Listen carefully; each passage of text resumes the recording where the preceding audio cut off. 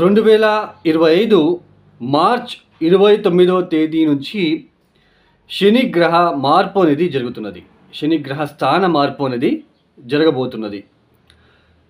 అంటే కుంభరాశి నుంచి మీనరాశికి వెళ్ళి సంచారాన్ని ప్రారంభం చేస్తున్నారు. 2025 మార్చ్ 29వ తేదీ నుంచి 2027 జూన్ వరకు కూడా ఆయన మీనరాశిలోనే సంచారాన్ని చేస్తున్నారు. ఏదైతే ఈ ఒక శని ఒక సంచారం ఉన్నదో దీని వలన ద్వాదశ రాశుల వాళ్ళకి ఎలాంటి స్థితిగతులు ఏర్పడుతున్నాయని తెలుసుకుందాం. ఇక్కడ ముందుగా ఏలనాటి శని అంటే చాలామందికి ఒక భయం అనేది ఏర్పడుతూ ఉంటుంది. అంటే వాళ్ళకి ఏ కష్టం వచ్చినా కూడా ఏలనాటి శని ఎఫెక్ట్ అని అనుకుంటూ ఉంటారు. ఆ ఒక మైండ్ సెట్ అనేది క్రియేట్ అయిపోయి ఉంటుంది. ఇక్కడ ఎందుకు అలా క్రియేట్ అవుతూ ఉంటుంది? చాలామందికి ఏలనాటి శని సమయంలోనే వాళ్ళకి చాలా ప్రాఫిటబుల్గా జరిగి ఉంది.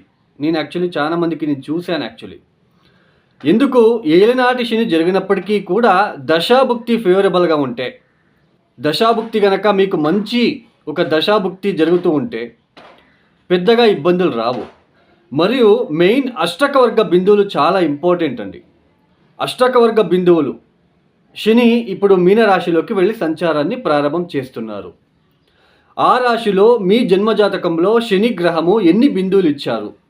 ఏ 0, 1, 2 ఇచ్చి ఉంటే ఇట్ విల్ ఫేస్ ట్రబుల్స్ ఉంటుంది. ఏ 1 బిందువు ఇచ్చి ఉంటే, 0 ఇచ్చి ఉంటే చాలా ట్రబుల్స్ ఉంటుంది.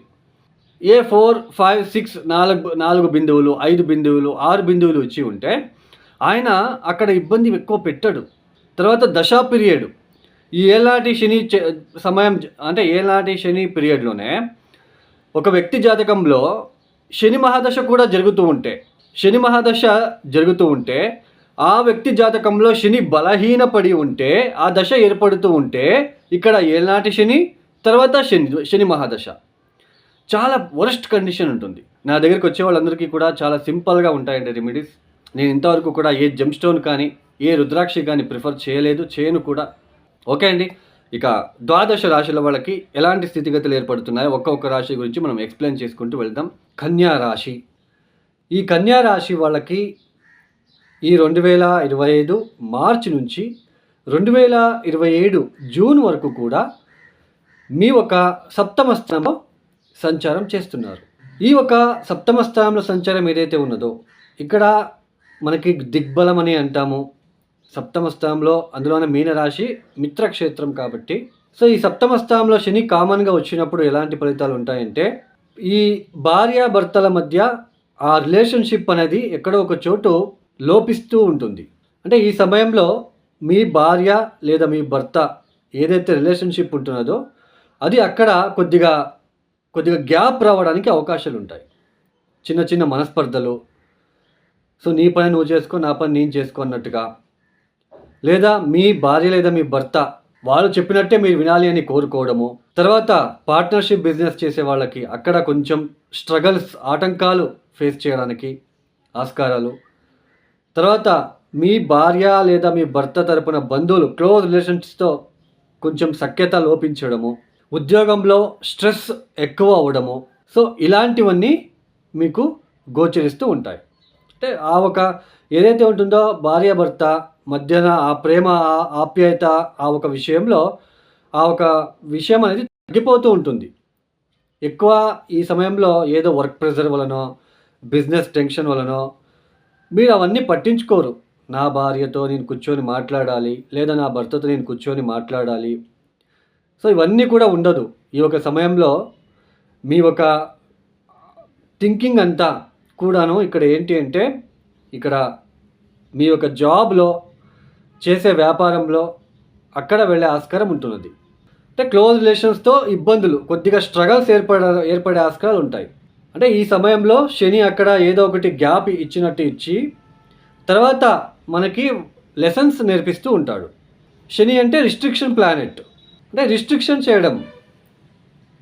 ఆ ఒక క్లోజ్ రిలేషన్షిప్తో కావచ్చు, మీ భార్య లేదా మీ భర్త తరపున బంధువులతో ఈ సమయంలో మీరు మాట్లాడకుండా మీ అంతకు మీరు ఉండడము, మీ భర్తతో ఎక్కువ ఇన్వాల్వ్మెంట్ కాకపోవడము, మీ భార్యతో ఎక్కువ మాట్లాడలేకపోవడము, ఇద్దరి మధ్యన పరస్పరంగా ఆర్గ్యుమెంట్ చేయడము, ఉద్యోగంలో పని భారము, సో ఇవన్నీ కూడా ఏర్పడడానికి అవకాశాలు ఉంటాయి. అయితే మీ కన్యా రాశి జాతకులు ఒకసారి చెక్ చేసుకోండి. మీన రాశిలో కనుక ఏ కుజుడో ఏ సూర్యుడో ఉంటే భార్యాభర్తల మధ్య కొన్ని రోజులు సపరేషన్ అయ్యే ఆస్కారాలు ఉంటాయి.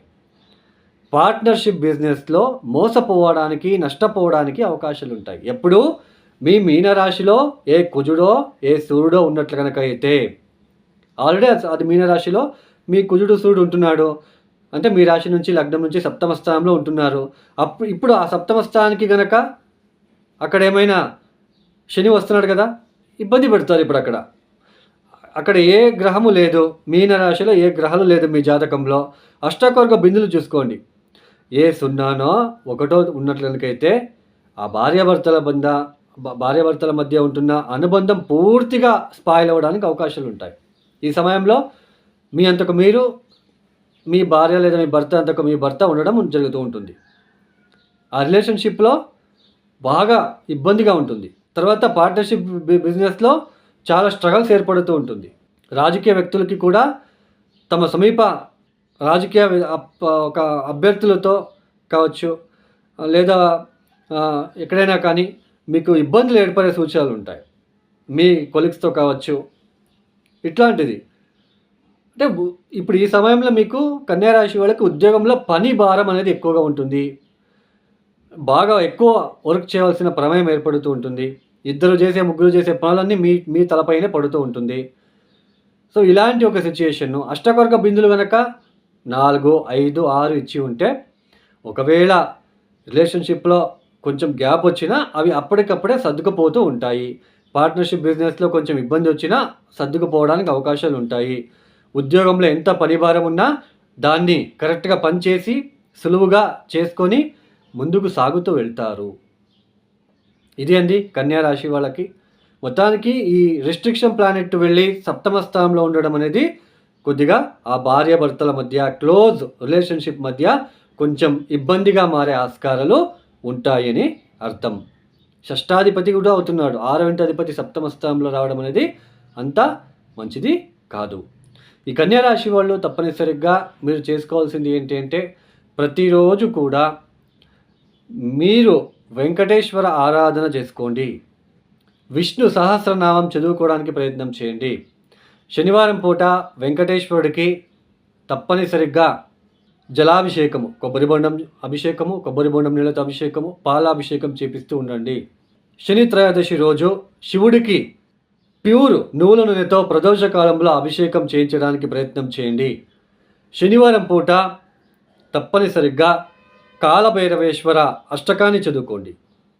ఈ ఒక వీడియో మీకు నచ్చితే లైక్ చేయండి, షేర్ చేయండి, సబ్స్క్రైబ్ చేసుకోండి. సర్వే జనో సుఖినో భవంతు. ధన్యవాదములు.